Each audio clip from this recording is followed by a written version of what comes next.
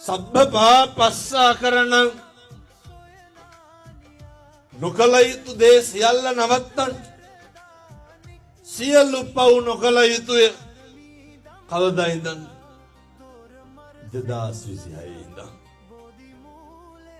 කුසලස්ස උපසම්පදා, කුසල් විතරක් වැඩි දියුණු කළ යුතුය. මොක නැතත් මේ දෙකවත් හෙට ඉඳන් පිළිපදින්න. වෛරකාරකම නවත්තන්න පුළුවන්. හිතවල තියෙන තරහව නවත්තන්න පුළුවන්.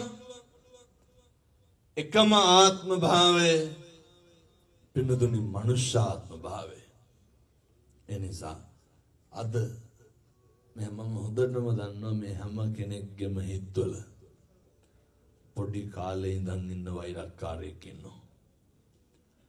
හැම කෙනෙක් ගාවම ඔය කියනවනේ දහම්දුරුනේ කාට කෙරුවත් අරුන්ට කරන්නේ නැහැ කියලා. ඔය කියනවනේ කාට දුන්නත් අරුන්ට දෙන්නේ නැහැ, උන්ට දුන්නට වැඩක් නැහැ කියලා.